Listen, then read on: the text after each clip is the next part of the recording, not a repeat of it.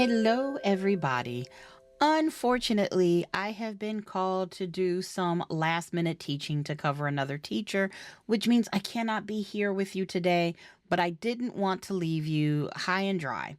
So, what I've done is I've picked 10 different popular math problems that most people are going to see on their exam. If you're in California, remember you won't have any calculator math, but the concepts are still very important for you to know to be able to answer the word questions. So, without further ado, again, I apologize and I'll be back with you on Sunday. And it also means tomorrow I cannot do our pre recorded session. I'll email everybody. We'll pick a new date. I'm filling in this week and next week for them, and I apologize. But without further ado, now let's get to it. Number one. A property sells for $325,000. The listing brokerage charges a 6% total commission, split 50-50 between the listing brokerage and the buyer's brokerage. The listing agent split with their broker is 60-40 in the agent's favor. How much commission does the listing agent personally earn? So where do we start? Well, first we need to find the total commission. So we're going to take the $325,000, we'll multiply it by 6%. And when we do that, we'll get, let me get my handy dandy calculator, 325 times 6%. That is $19,500 in total commission. If you're just starting out in this real estate exam thing, please stop being excited. That's not the money you're making. That is the commission that is being split 50-50 between the company that listed the property and the person or the company that represented the buyer. So I'm going to take that $19,500 and divide it by 2 because it is a 50-50 split, which means dividing it by 2 or multiplying it by 50% would get me to the same place. And that is going to give me, calculator, all right, $9,750 to each brokerage. Now, this question is asking us about the listing agent, and we're wondering what that agent's going to get if it's a 60-40 split in their favor. That means of the $9,750 that the brokerage receives, 60% is going to the agent.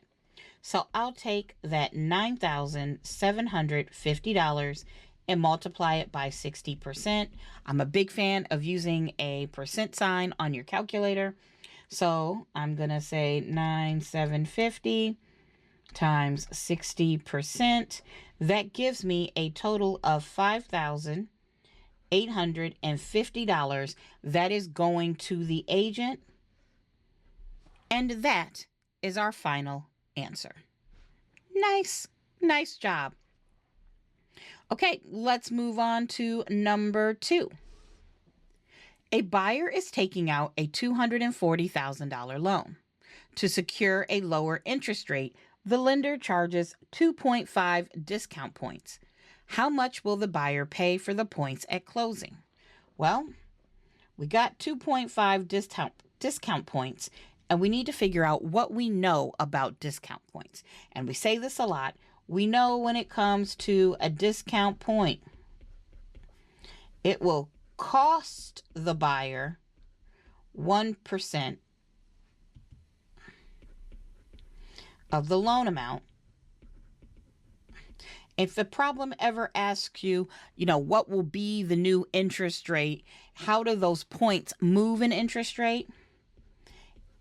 A point moves, 1 point moves 1/8 of a percent, which is the same as 0.125. So that's just a piece of information you need to know when it comes to discount points in math. But this problem is asking us, how much is this buyer going to pay? Well, if it cost 1% for 1 point, then I'm assuming that 2.5 points would be 2.5% because that's how math works. And if our loan is $240,000, I'm going to take $240,000. I'm going to multiply it by 2.5%, and that gives me $6,000. That's the cost of the points. And that is our final answer. Woo woo. I like it. Hopefully this is making sense. But if anything doesn't make sense, if you're coming on Sunday, you know, we do this on Wednesdays and Sundays. I'll still be here this Sunday at 7 p.m. Eastern. And you can ask me, just say, hey, Candace, I had a question about number 2 or number 3 or whatever number it may be. All right, let's roll on. Number 3. A home has an assessed value of $180,000. The local taxing authority sets the millage rate at 24.5 mils. What is the property's annual tax bill? Well, I know that you all that have seen this before with me know when I see the word mill with 4 letters, I think, oh, I need 4 digits. Mill is M-I-L-L, and I need to remember 1,000. We need to divide something. Just divide something by that 1,000. I personally like to take the assessed value and divide that by 1,000. So I'm going to do 180,000 divided by 1,000, which gives me 180. I'm going to take that 180, multiply it by 24.5, that millage rate.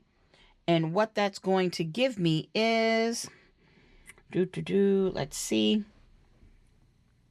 $4,410 total amount of taxes. That is our final answer. Now, just in case you are ever interested or ever tested on this, remember a mill is equal to 1/8 of 1 cent. All right? It's 1/8 of 1 cent. Imagine there was a coin smaller than a penny. We don't even really use pennies that much anymore. But if we had coins smaller than a penny, just like it takes 10 pennies to make a dime, it would take 8 mils, if that was the little coin, to make 1 cent. That's just a little helpful piece of information in case you're tested on it. Otherwise, let's move on to number 4. A property is assessed at $210,000. The county tax rate is 85 cents per 100 of assessed value. What is the annual property tax due?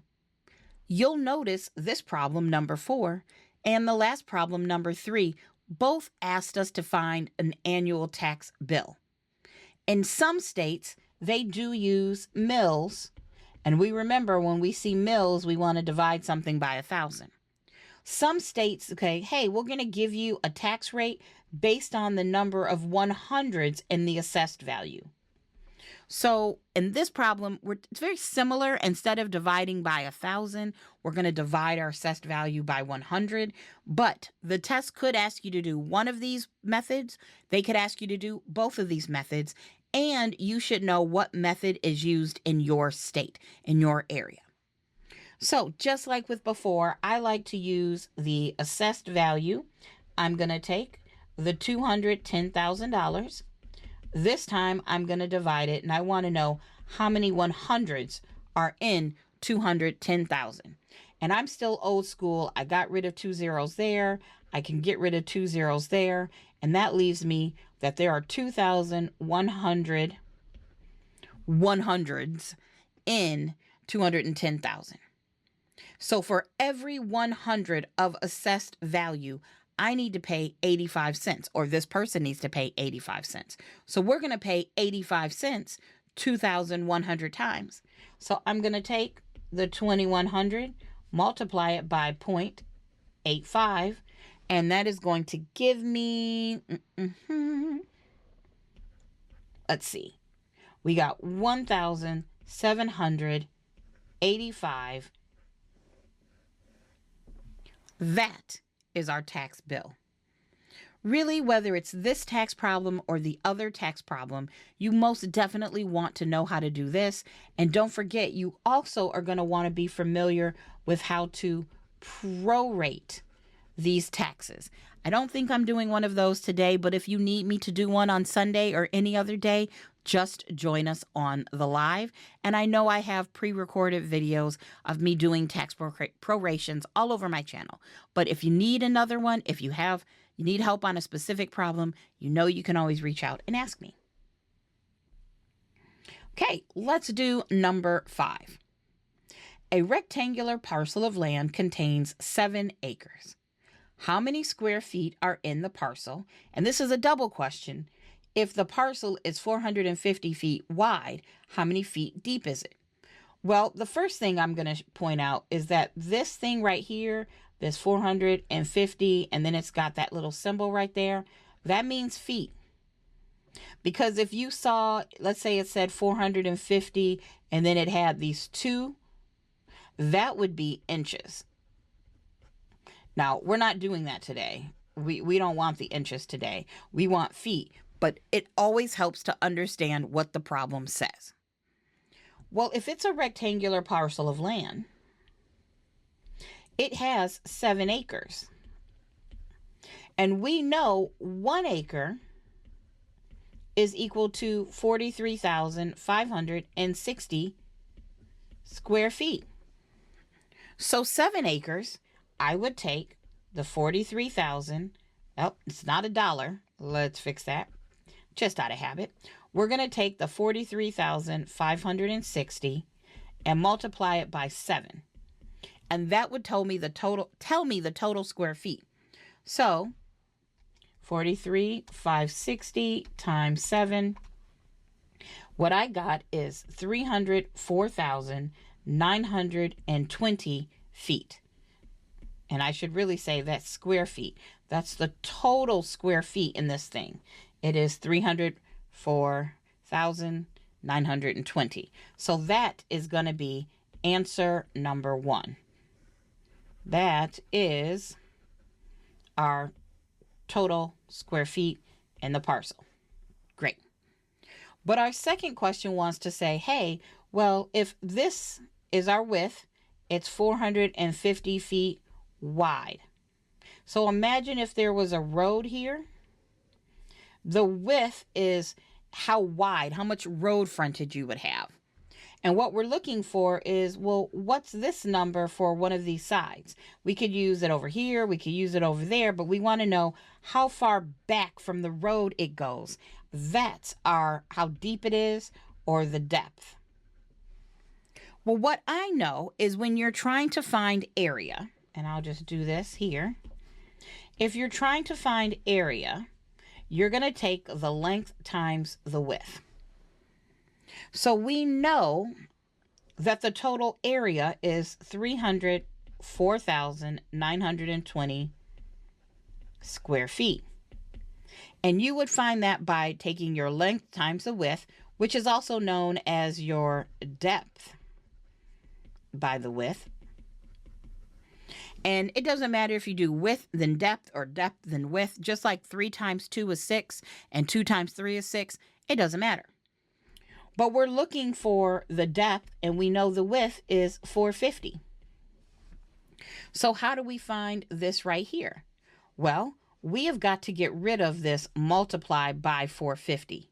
And we're going to take the opposite, divide by 450 on this side to get an answer, which means I got to divide by 450 over here. So if I take 304,920, I divide it by 450 feet, that's going to give me my depth. So 304,920. Did I say 950 before? 304,920. 920 divided by 450. I got an answer of 677.6 feet deep. And that, boys and girls, is going to be our second answer to how many feet deep is it? 677.6 feet deep. Boom shakalaka. I love it when a plan comes together. All right, we're halfway through. I said I was going to do 10 problems with you here. So let's move on to our second half. A small commercial building generates $54,000 in annual net operating income. Investors in this market are targeting an 8% capitalization rate. Using the income capitalization formula, what is the property's estimated value? Guys, I see so many people, or I should say y'all. Have I been away from the South so long that I just said guys instead of y'all? What's happening to me? But y'all, I see so many people freak out about these NOI problems, and you don't need to. When an an appraiser is trying to find value, they say, oh, if I want to find the value, I need to take the net operating income and I need to divide it by the capitalization rate or the cap rate. It's that simple. There's nothing to it but to memorize it, but it's a nice, simple memorization. So if we're looking for this value, I need to take the NOI. I'm going to divide it by the cap rate, which means in this problem, our value is equal to the NOI, right? Oh, that's not the NOI. This is our NOI. Whoop, right there. That's our cap rate. Duh. But our NOI is $54,000. We're going to divide it by our cap rate, 8%, which means our value is 54,000 divided by 8%. I got a value of $675,000. Final answer. This time I'm not the weakest link, and I'm still here. All right, let's move on to number 7.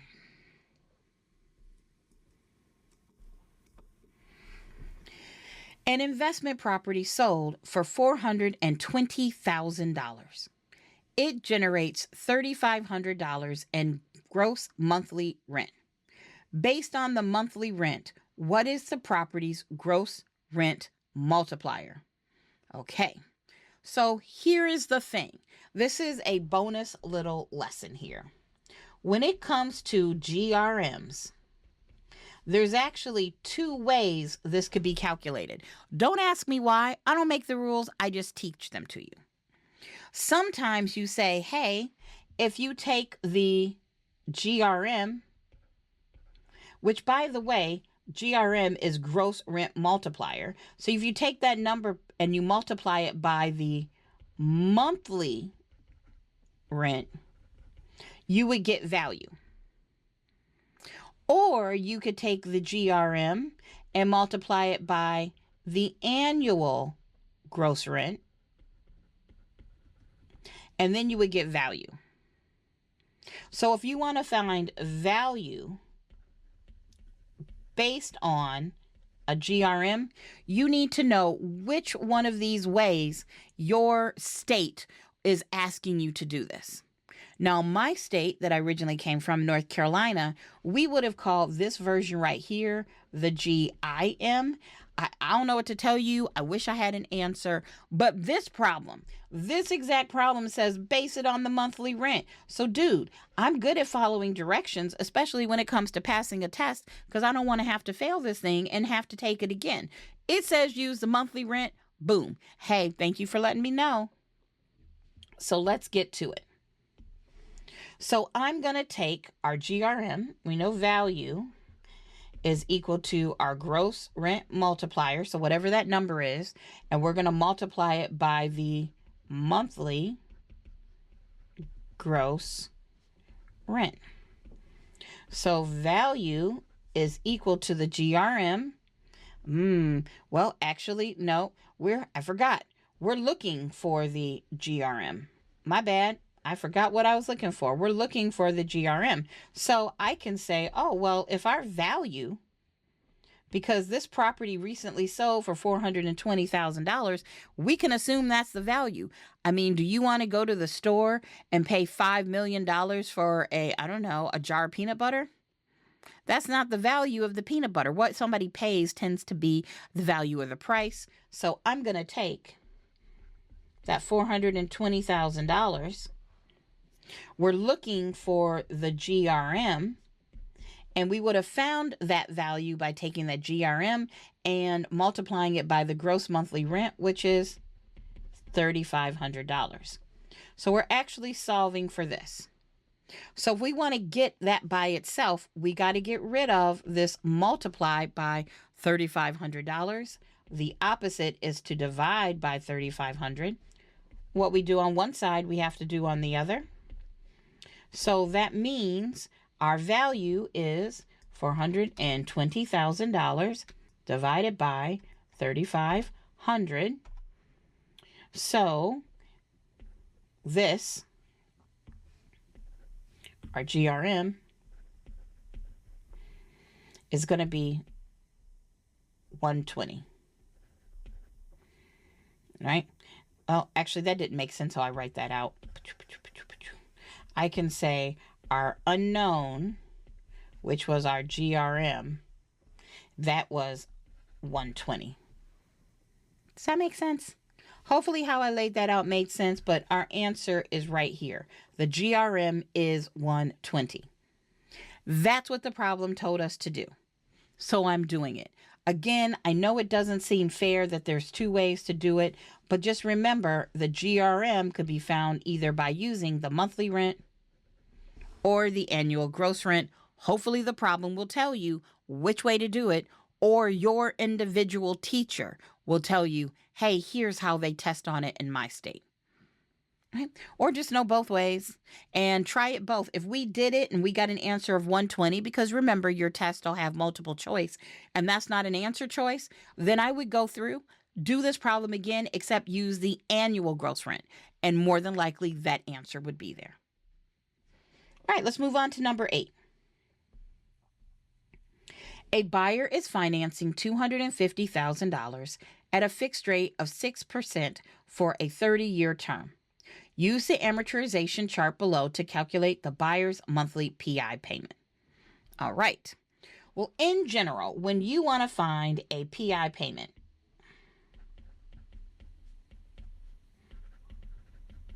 you're going to pay some unknown dollar amount per every 1,000 borrowed.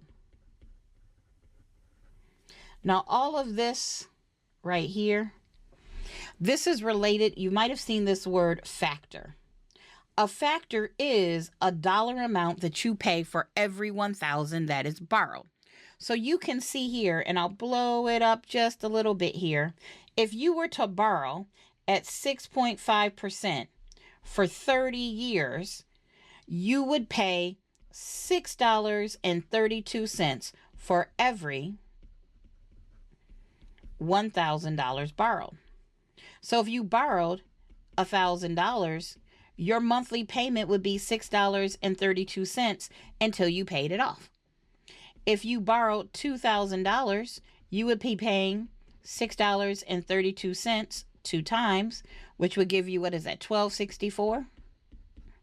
If you borrowed $3,000, you'd be paying $6.32 three times, which I'm not even going to lie, I need to do that in the calculator.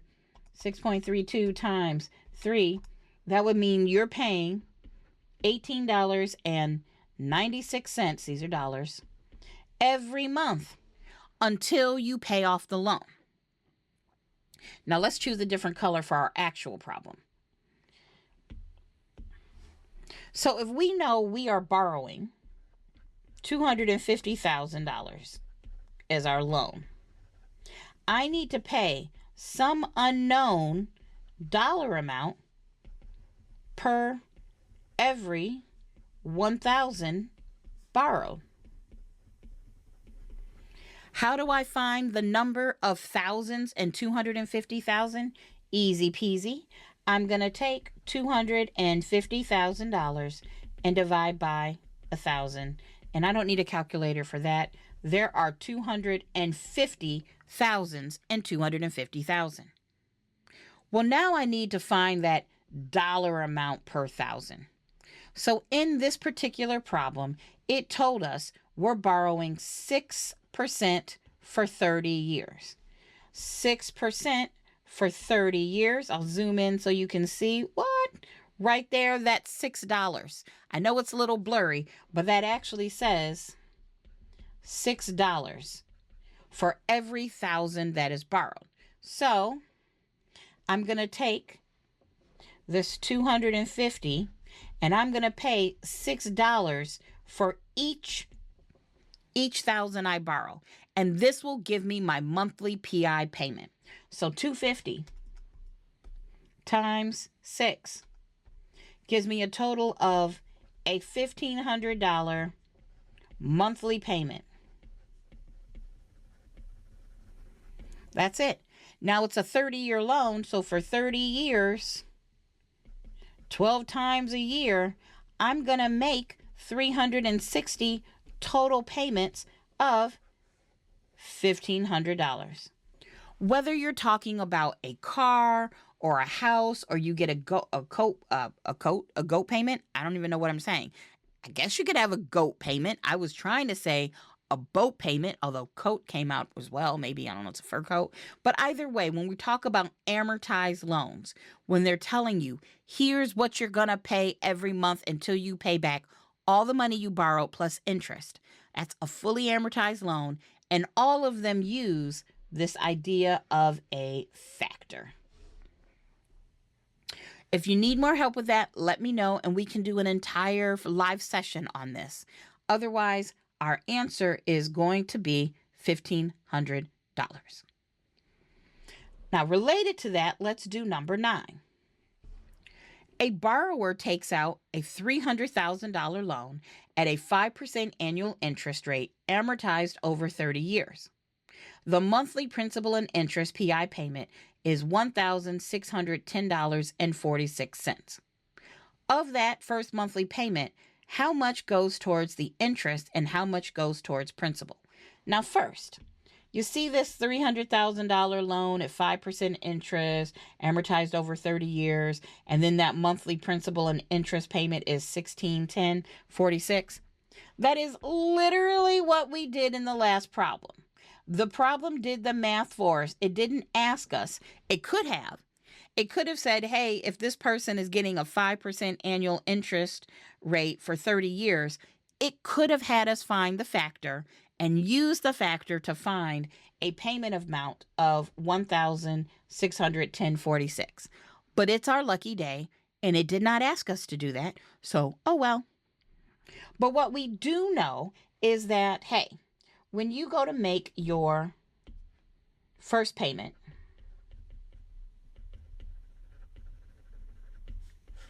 your balance or what you owe is $300,000. Now, you're going to make a P&I payment of $1,610.46. But of that payment, part of it is principal. And actually, let's do that backwards here. Boop, boop, boop. Part of that is interest. And part of that is principal. And it's only this amount that's going to come off your balance right here. So we're going to have to take this step by step. When you make that $1,600 payment, all of it does not go towards your $300,000. We don't know anything about the principal besides its $300,000 loan, but we do know there's 5% annual interest. So what I'm going to do is take the $300,000 and multiply it by 5%. If I borrowed that amount of money for 1 year exactly, I didn't make any other payments. I just borrowed it for 12 months, 365 days. And I made a payment. I paid back the $300,000 and I needed to pay off that 5% interest. The amount of interest I would pay would be $300,000 times 5% would be $15,000. That is an annual amount of interest, but I'm only paying for 1 month. I'm not paying you $15,000 because I borrowed money for 1 month. If that's annual, I'm going to take that $15,000 and divide it by 12 to get a monthly amount. How much, if it's $15,000 for a year, how much do I owe you for 1 month? So I'm going to take 15,000 divided by 12, and I'm going to get $1,250, which means when I made this first payment, $1,250 of it went right to interest. That's money the bank is pocketing. It does not help you at all. It's the convenience fee for borrowing money for 1 month. So if I take that 1610.46, and of that, 1250 is going, if this is P&I and this is your interest, then what's left is going to be your principal. So I'm going to take that 1610.46 and I'm going to subtract from it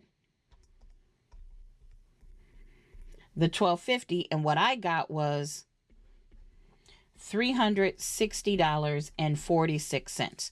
You might have made a payment of $1,600, but you only reduced your principal by $360.46. So you no longer owe $300,000 after your first payment. You owe $300,000 less the $360.46. So your new balance after your payment is going to be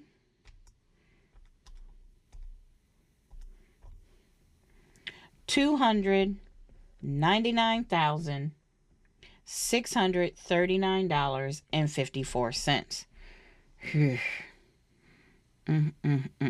Now, what did this problem actually ask?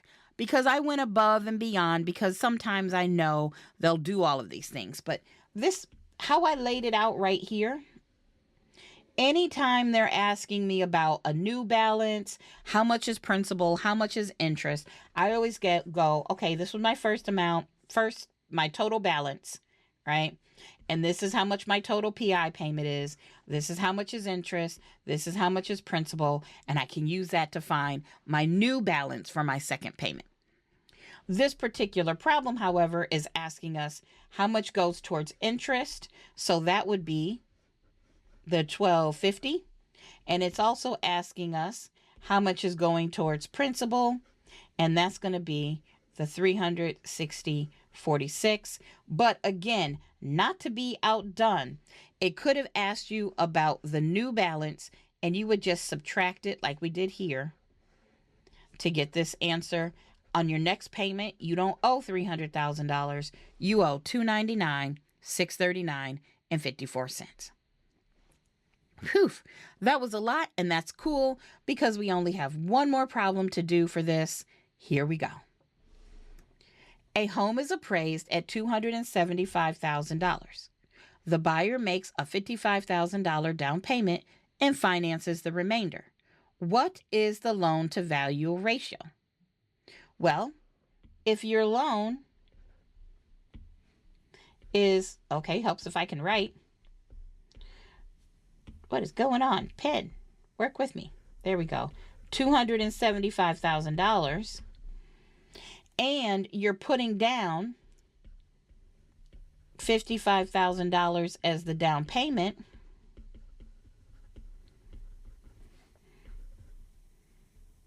Well, I guess I should have said that right. Let me start that over. I couldn't get my pen to work and I just got all gaffled. So let's start this over. All right. A home is appraised for $275,000. The buyer makes a $55,000 down payment and finances the remainder. What is the loan to value ratio on this loan? All right, let's try this again. You want to buy something for $275,000. That's the price. But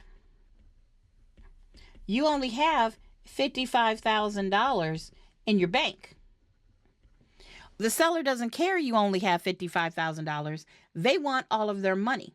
So your loan is going to be the $275 minus the $55,000, which is going to be $220,000 as a loan. Well, loan to value, the loan to value means we want to know, hey, how does your loan compare to the value of the property? Well, your loan was $220,000. The value is $275,000. So if I divide, I'm saying 220,000 is what percent of 275,000? And when I do that, I'm going to get 0.80, which is the same as 80%. Or we could look at it this way. If you knew that you needed $275,000 and you multiplied it by the percentage you needed, the loan that you need to borrow, what you would get is an amount that you're borrowing $220,000. You're looking for, well, what percent am I borrowing if what I'm borrowing is $220,000? And in either case, you're going to get an answer of 80%. Whew. Okay, guys, that's it. I got to go. I got to get ready for my class tonight. I'm doing this before class, but I will see you Sunday. You know, this is every Sunday. Let's go ahead and put this here. I'll see you Sunday at 7 p.m. Eastern. I apologize again. I couldn't be here today because of the class I'm teaching, and I think that's it. And again, if you're supposed to be doing a recording with me tomorrow for those 50 questions, I'm so sorry, but I needed to fill in for this teacher because these students want credit, and we'll have to reschedule. I hope this helped, and I will see you all very soon. Be good, or at least don't get caught. See you next time. Bye, everybody.